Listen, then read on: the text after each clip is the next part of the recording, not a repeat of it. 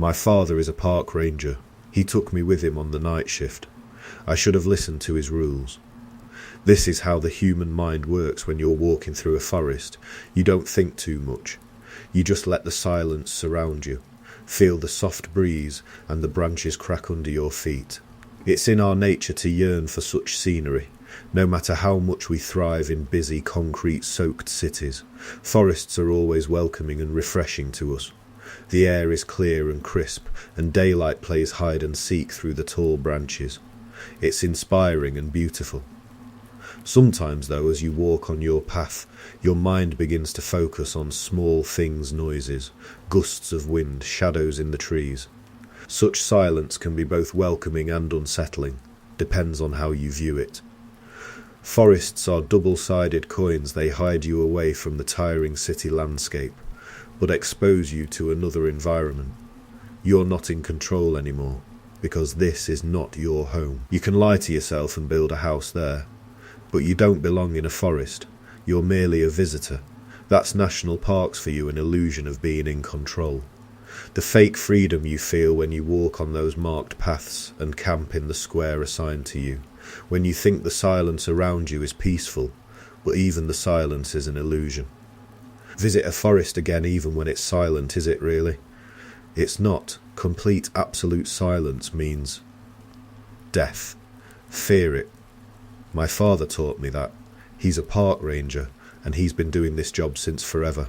I wasn't much of a fan of national parks, especially because most of the time there's no service and the hikes are killing me. I'd rather enjoy nature by swimming in a lake or skiing. Why break your legs to end up to a high point just to see a random valley?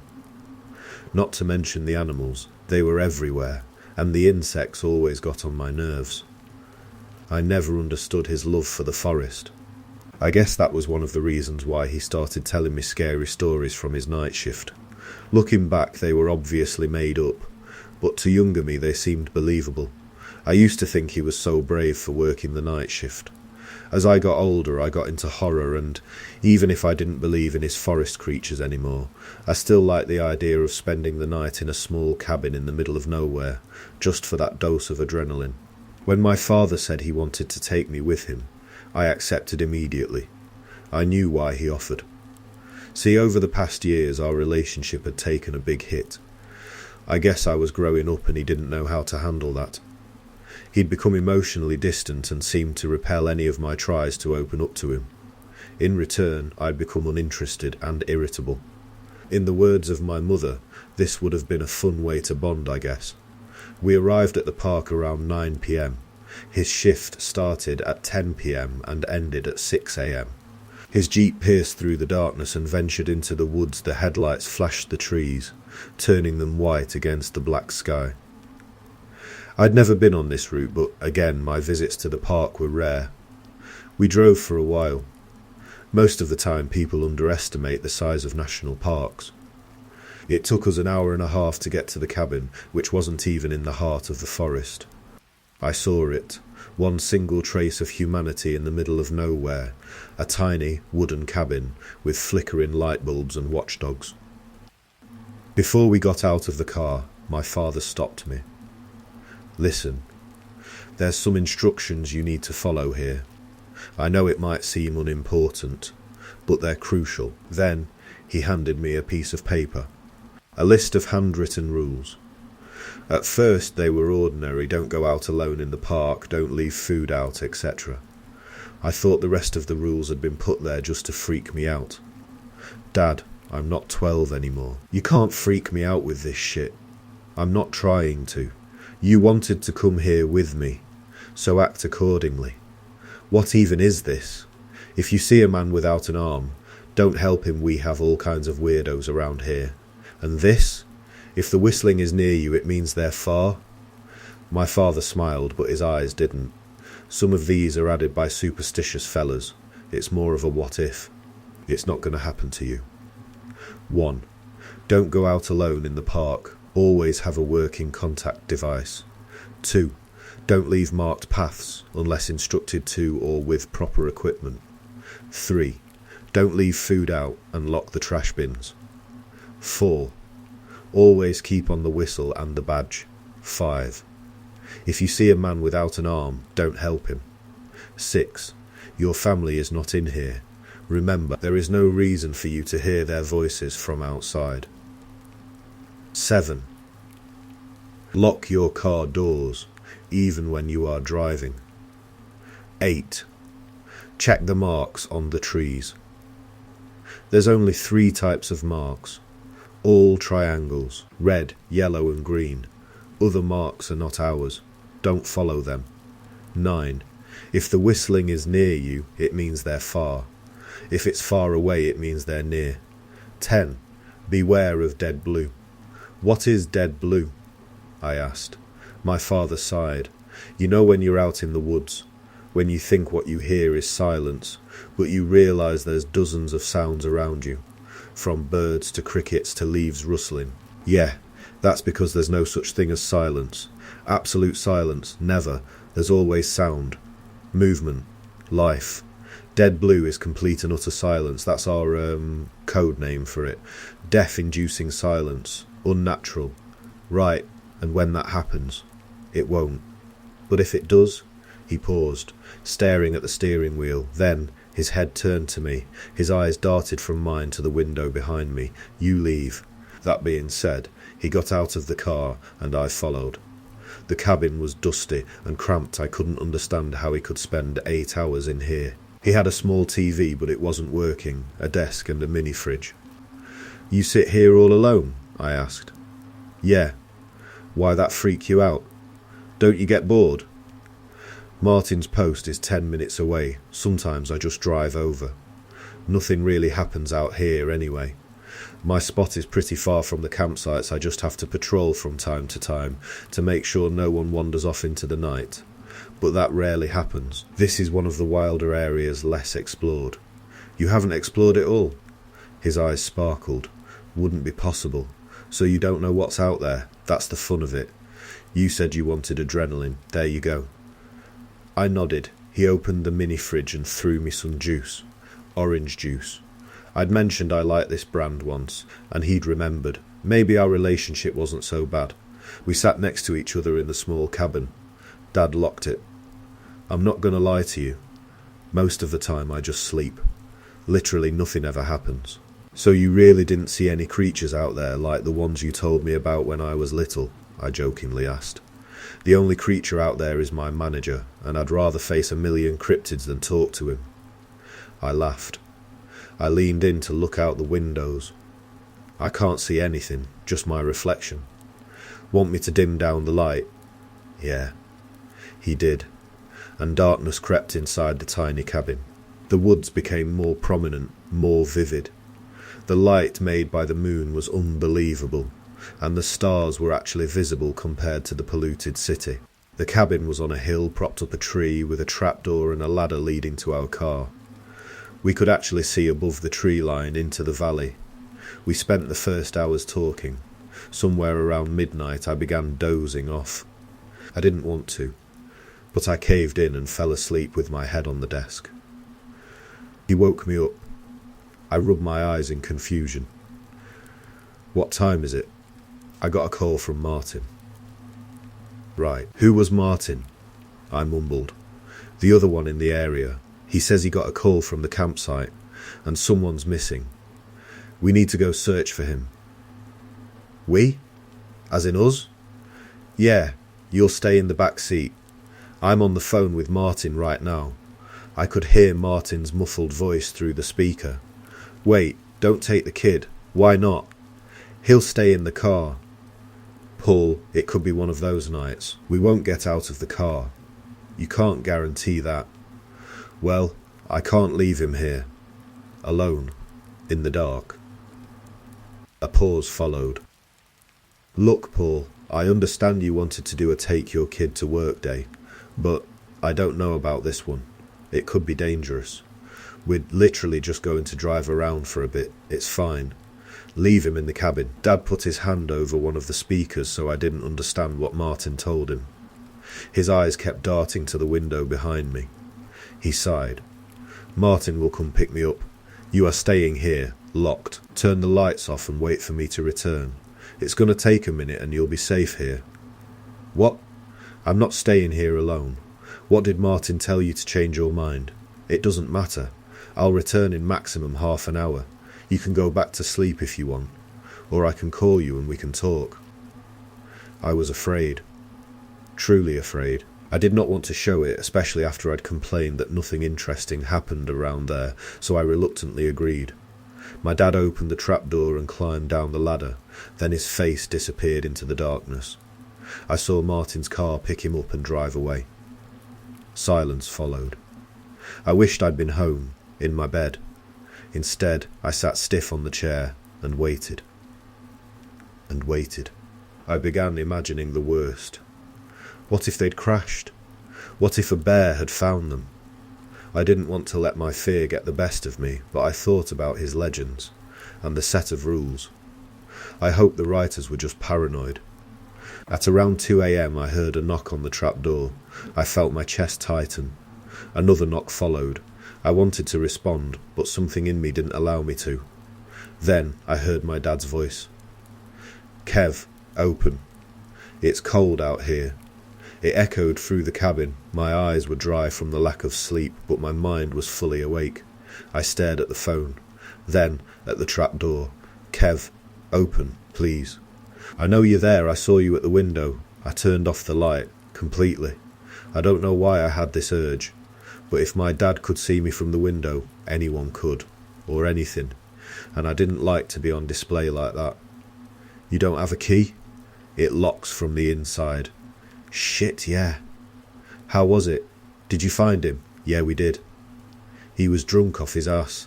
We helped him return to his friends. Could have been a lot worse. As I was talking to him, I searched for the keys in the drawer.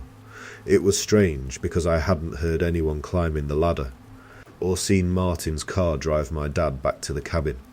"How did you get here, without Martin?" "What do you mean?" "Open up, Kev. I'm freezing." I answered the question. He did drive me here. Didn't see any headlights. They were off, to not draw the attention of animals. Bullshit. I pulled out the crumpled piece of paper.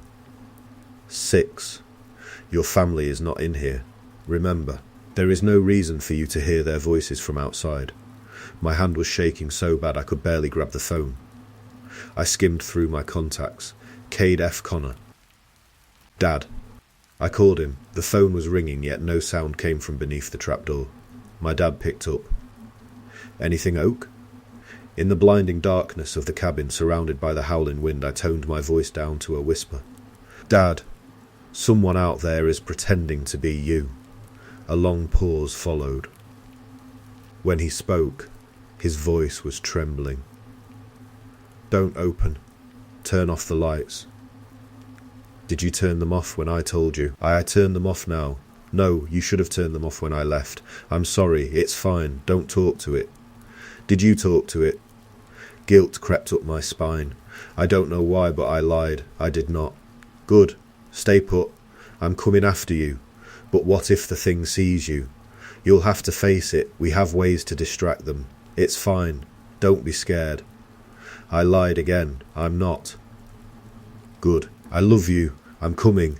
I wasn't scared for me. I was scared for him." The voice from below continued. "Kev, please open. Please. It's cold." I didn't answer. Knocks followed. The voice went on. "Did you talk to someone on the phone?" "Kev, I lost my phone in the woods. Whoever is out there and has my phone is not me. It's not me. It's not me." It kept repeating. "It's not me. It's not me." I began feeling lightheaded. Fear is one thing, but this was a combination of anxiety, stress, and guilt. I tried to control my breaths, but to no avail. The cabin was spinning around me. "It's not me. It's not me. It's not me. It's not me. It's not me. Shut up. Shut up." And it did. Silence followed. I pulled out the list again and started reading and rereading the rules, like a lunatic. I kept listening for noises from outside. The wind was still going. Good. No dead blue. Then I heard a loud thud from my wall. Another followed, and another. It sounded like footsteps. They moved to the roof of the cabin. I could hear my heartbeat in my ears. Whatever was out there was now climbing around my cabin. I could hear the scratching outside. I started to cry and covered my mouth with my hand. I just wanted my dad. I wished I could see his face again.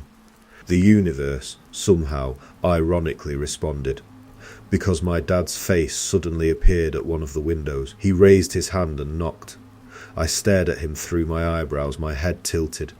Scarcely breathing, I remained still. He kept knocking. That wasn't my dad. The cabin was tied to a tree at around 10 meters from the ground. He could not be at the window.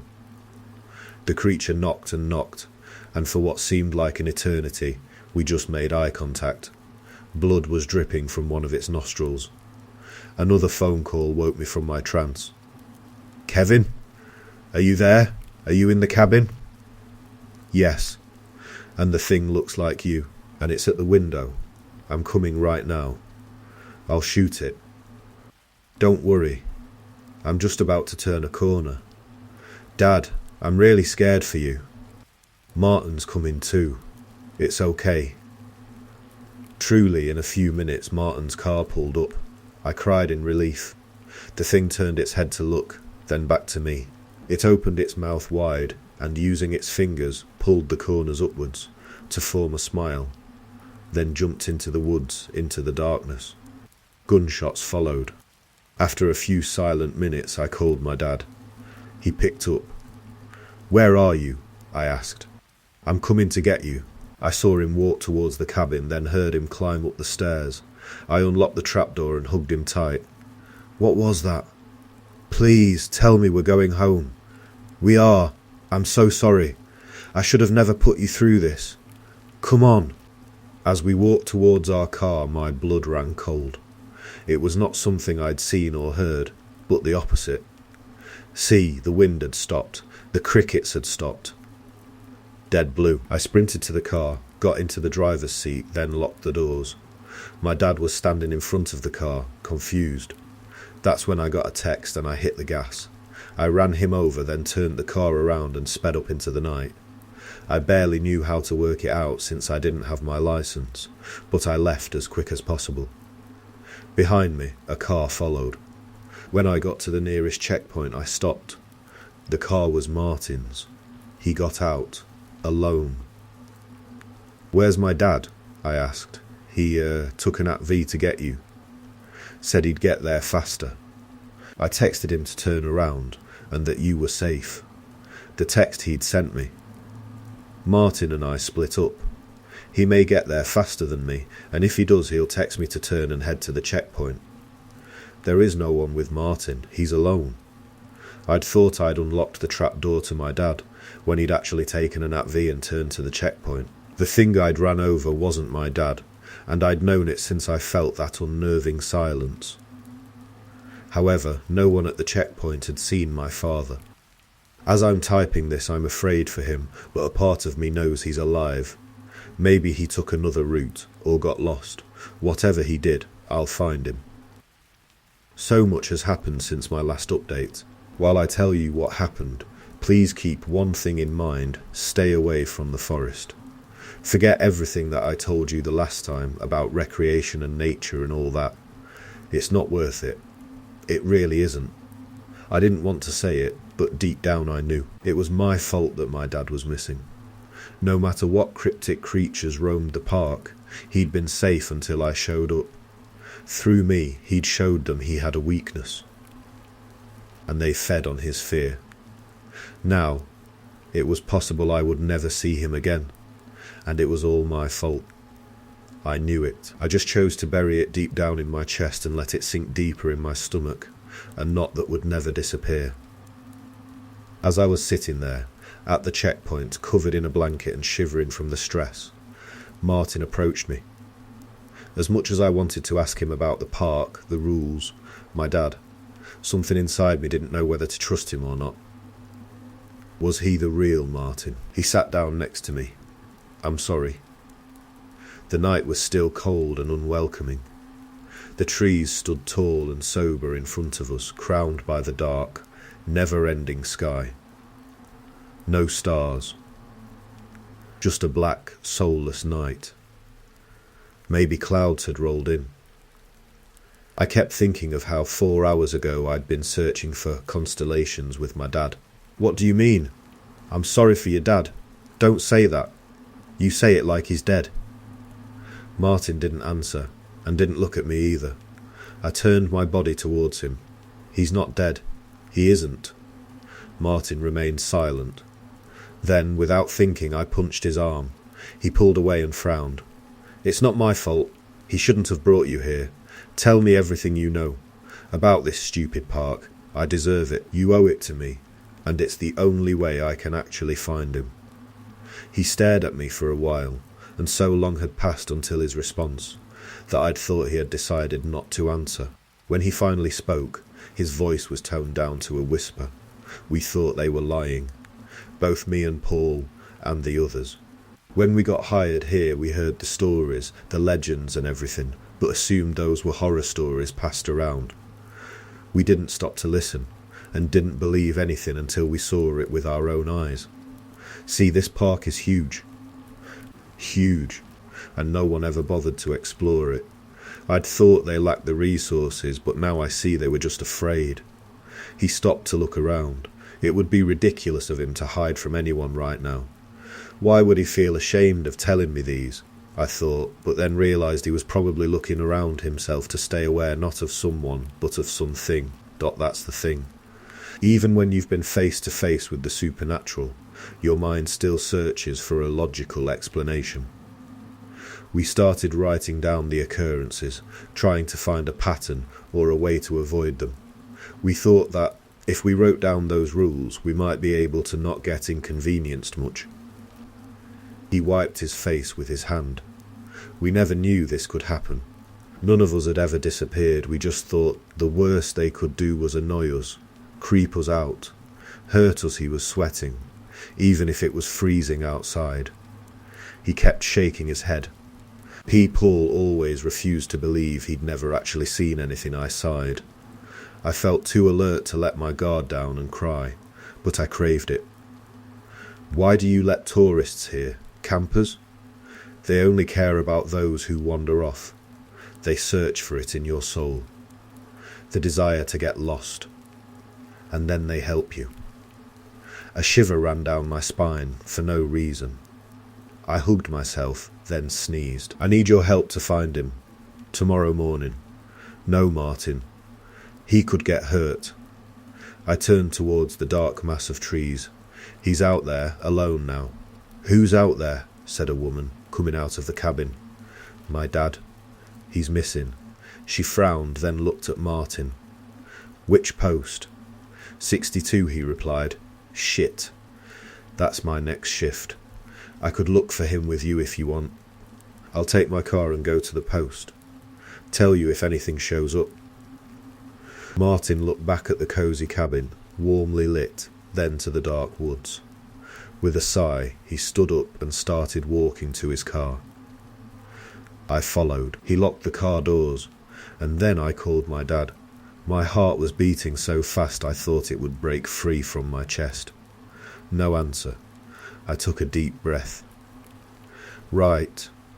We should look for his ATV first. We drove back to his post, then we started checking the other paths around the main road. His ATV couldn't have gotten too far. We found it parked in front of a big oak tree, but no trace of my dad. The trees surrounding it made it impossible for the car to pass through, so we came to the grim conclusion that we had to get out and search for him by foot. We ran over the rules one more time to be sure. No weird markings.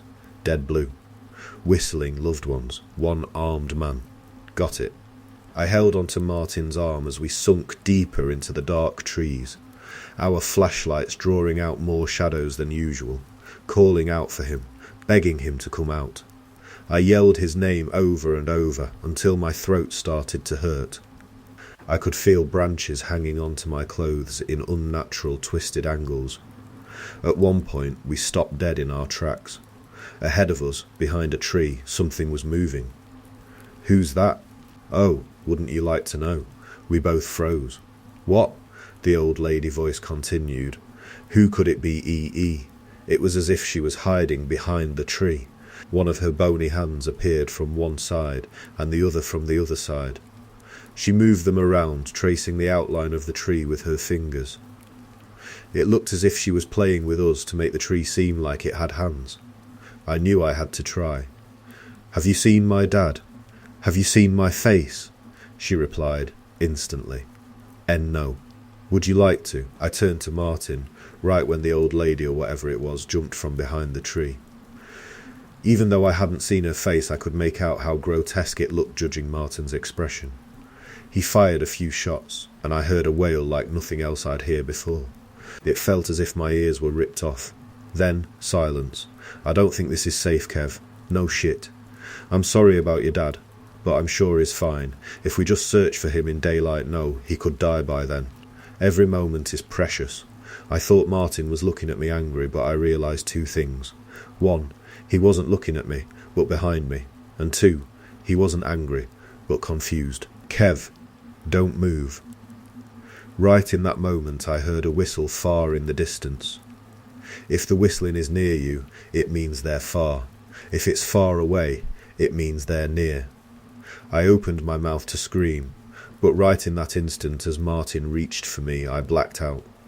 When I woke up, I had a terrible headache. I was still in the woods, but Martin was gone, and so was his car. I felt incredibly drained, and my hands were shaking so bad I could barely lift them up. I started walking back to my dad's at V, hoping I could take it and move on with my search. I checked the time, but something else stood out on my phone. The date. It was one day later. I'd been in the woods for a whole day. My head foggy, my body stiff. I got on the at-V and figured out how to start it, then drove back to the main road and to my father's post. I could see the light on and make out a silhouette. I stopped, studying its outline. It looked like it had only one arm. If you see a man without an arm, don't help him. It was too late. He'd seen me and was climbing down the ladder. I got back on the at-V and drove away. Right when I was halfway through, I ran out of gas stop behind me, footsteps. "Kid, hold on. I see you met my wife earlier. What a fine woman she is." My head was pulsating. "Don't fucking come near me. Come on. You want to find your dad or not? You wouldn't know where he is. Bullshit." I spoke to him this morning.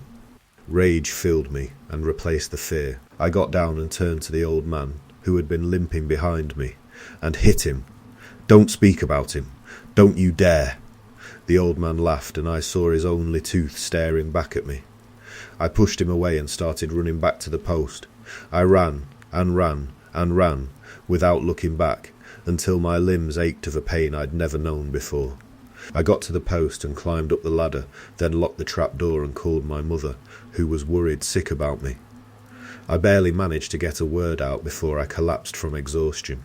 When I woke up, morning was creeping in. I called my dad one more time. The phone rang a few times. "Yeah? Kev?" Tears gathered in my eyes. My throat hurt to speak, but I did. "Dad? Dad? Is that you? Where are you?" "Kev, get out of the forest. They'll let me go. They want you." It didn't make any sense. I stared at the floor, phone in hand, speechless. "What do you mean?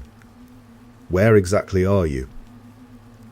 "Kev, don't come after me. I can't do that. I can't just leave you there." I could make out heavy breathing on the other side of the phone. "Dad, just tell me where you are. I won't come after you. I promise. I'll be safe. At the checkpoint, I'll send Martin." His voice was trembling. "I don't know where I am. I've never been on this side of the forest. I think it's somewhere east. Do you see any markings on the trees?" "Yeah, but none of the good ones. These markings aren't ours. These markings aren't ours." I paused, and so did he. I had my phone to my right ear, and suddenly someone whistled right next to my left, startling me. I took a deep breath. "Relax.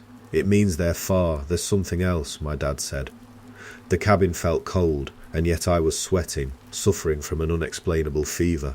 I could barely hold the phone anymore. "Kev, I'm not alone here. Something else is with me. I can't get out, either. It feels like I'm walking in a circle. back and forth, and I'm afraid to go too far. It's as if it's guarding me. It doesn't want me to get out. I heard another whistle to my left, only this time it didn't feel like it was directly into my ear anymore. They're getting closer. Right, I have to go. I wanted to hang up, but my hand wasn't listening to me. I just let the phone fall to the ground. In the reflection of the window, I saw myself pale, dark veins under my eyes and dry lips. What was going on? I felt like puking. I kneeled, then started rocking back and forth, unsure what to do, how to play this out. I knew that was surely my dad because the creatures can't talk on the phone, but I didn't know where he was, and something inside me told me they wouldn't let him go, unless I personally went out to look for him. I didn't know whether Martin would help me again, and judging by how fast he'd left me alone there, it didn't seem like he was too eager to reach out. My stomach turned and my chest tightened as I puked on the floor of the cabin. The next minutes were a blur. I remember my hands and my knees crawling to the trap, then basically falling down the ladder and breaking my ankles on the ground, then trying to stand up and failing. I remained laying on the leaves, staring at the sky. I could just fall asleep here, forever. Another whistle to my left, this time further away. I didn't have much time until they found me again. Hey! Kid! Fuck no. So soon? I lifted myself from the ground enough to look at whoever was coming. It was the lady from the checkpoint, the one who said her shift was about to start. I mean, that's how it looked. I didn't know whether it was really her. I didn't answer, just blankly stared at her grey leather boots and ginger ponytail.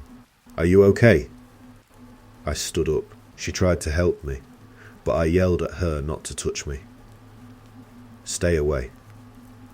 Now. A look of confusion swept over her face. Where'd you come from? I want to ask you the same thing. What? She smiled, a bit amused. My dad is missing. You find that funny? She scratched her head. Who's your dad? We had this exact same conversation back at the checkpoint with Martin. You should have remembered. I know he's missing, but I don't know his name. I don't know everyone around here. She replied, annoyed. After I'd told her, she shook her head. Never heard of him. Why isn't anyone talking about this? Your park rangers just go missing. Hell, I've been here for 2 days now, and you don't seem to even care. What about my mother? Did you talk to her? Did you talk to Martin? Since his egoistical ass left me here, Martin didn't come back to the checkpoint. She answered, stoically. After that night, we didn't see him again.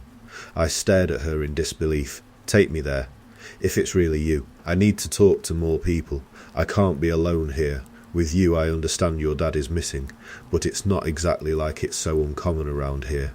And please be polite. Don't let frustration cloud your judgment and make you unnecessarily irritable unnecessarily. I have every right to be angry. What do you mean it's not so uncommon? Martin said no one went missing here. She frowned, tilting her head, then looked away. I was still feeling sick, but at least I could stand on my own legs. Another whistle echoed, this time deep into the woods. Tall trees surrounded us, and the familiar cabin seemed now desolate and rotten. Nothing made sense anymore. Your dad is not the first to go missing. Many went before him, and many will follow. It's not something you can negotiate. It just happens. Martin said. She slowly shook her head. It's not something well known. We don't want to scare our rangers. When I spoke, I sounded choked out. Who else went missing? She hesitated. Silence filled the space between us, and I could tell she was uncomfortable. I did. I didn't give her time to finish. I'd been running for so long that my legs had gone numb. Hitting my shoulders on tree trunks and struggling not to trip and roll on the ground, I felt like running was the only thing that could save me.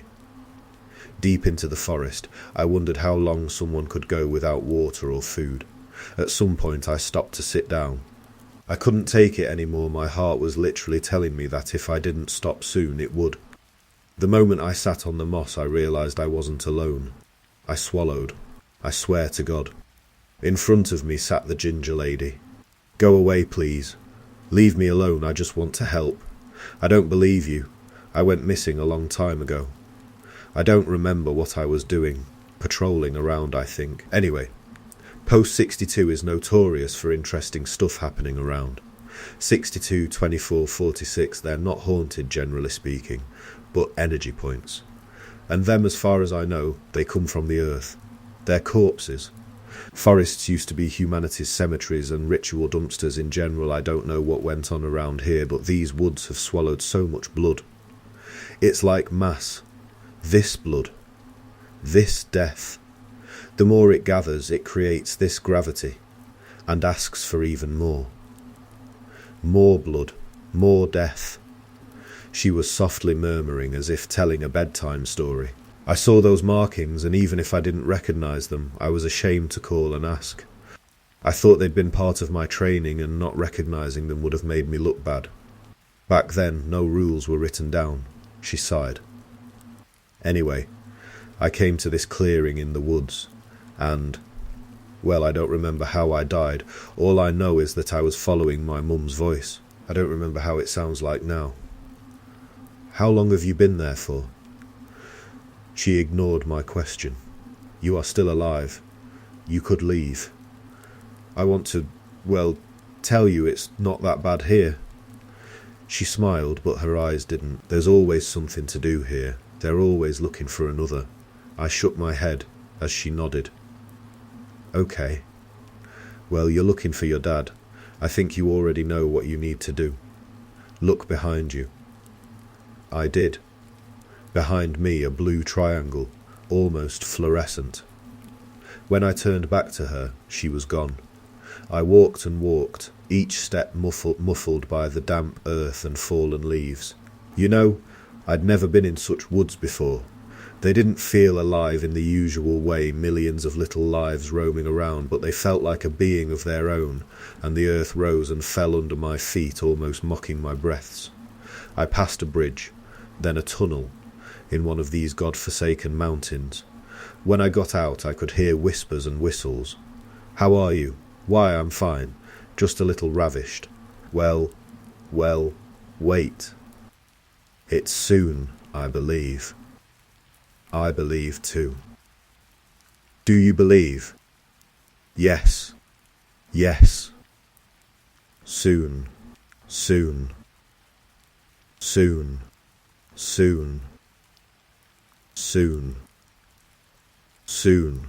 What was about to happen soon? I tried calling out for my dad since my phone and flashlight had died, but someone else answered, and it wasn't him, so I decided to keep my mouth shut.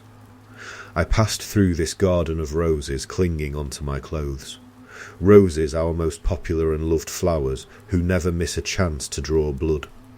In the distance, more trees. One of them looked broken. Coming closer, I realised something was hanging from it, or someone.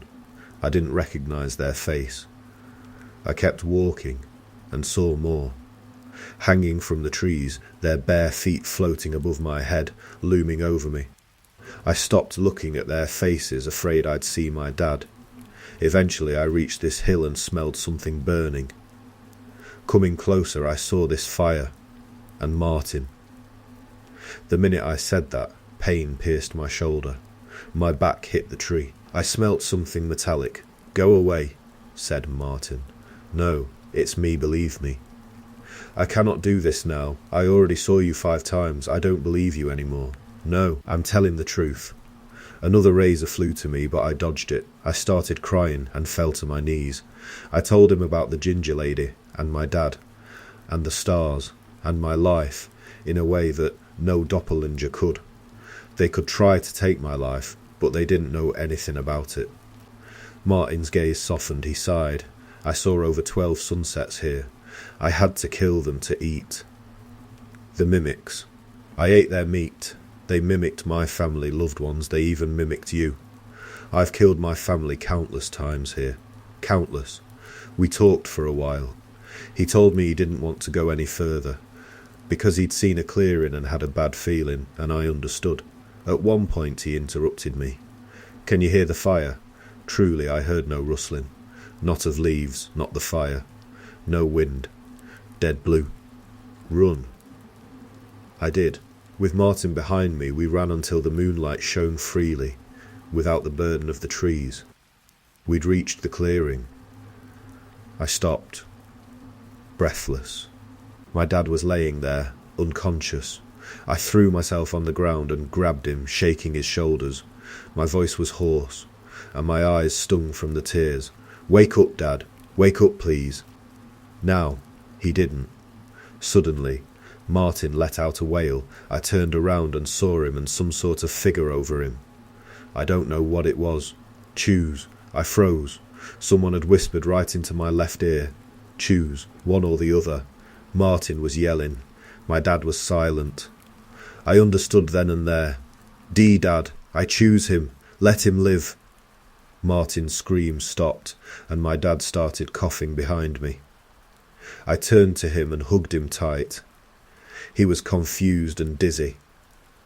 Martin, on the other hand, was laying on the cold earth, his eyes open, his skin bruised. Guilt washed over me. However, I didn't have time to process it, because a powerful light shone onto us. A helicopter. I grabbed the ladder without thinking and helped my dad up. The last thing I saw before I looked up was the ginger lady, sitting cross-legged on the grass, next to Martin's body. We were taken back to the entrance of the park. The next hours were filled with questions. About the park. About our disappearance. About Martin's murder. We're now the prime suspects. But I'm just glad I got out, and I know it's because of his sacrifice. However, I'd really like to speak to him again. I can't rest knowing his innocent soul is out there. I plan on giving more updates on my account. There's one other thing. I'd never dare to admit it. Sometimes, when I look at my dad even weeks after what happened, I wonder if it's really him.